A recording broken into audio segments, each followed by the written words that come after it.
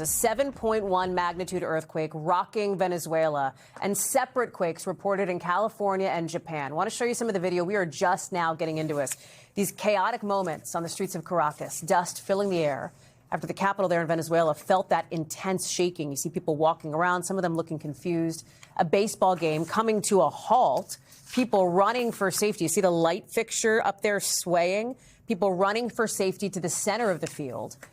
Just hours before that, we saw a 5.6 quake hitting Northern California, knocking shelves of food to the ground. We're also following a 6.9 quake in Japan with tsunami advisories in effect there. There's a lot going on, lot to watch. We've got Bill Karen standing by. But I want to start with Aaron Gilchrist joining us now, because it seems that the most significant of these is the one that just happened late today in Venezuela. Aaron, what do we know about the possibility of any injuries, about how people are doing there?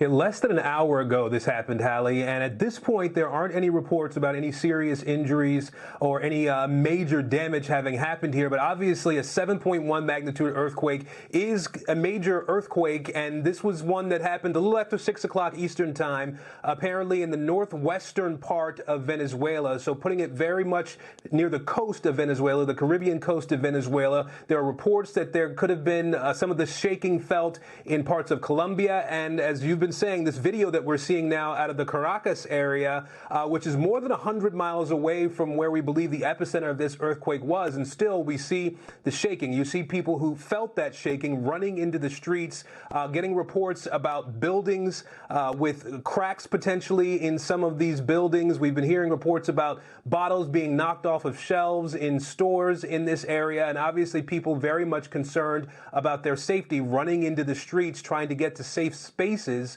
potentially to open spaces in case there were any buildings that might collapse. And again, at this point, an hour after this earthquake happened, we are not getting any reports about any buildings that have collapsed or seen any major damage, or any reports about people having been injured. Hallie, there are alerts that have been posted by the National Weather Service in this country about the potential for tsunamis in this area. An earthquake of this magnitude near the coast could potentially send waves to neighboring islands into the Caribbean Netherlands, into Aruba. There are reports about advisories at least being posted for Puerto Rico and the U.S. Virgin Islands to be on the lookout for potentially tsunami waves. Hallie.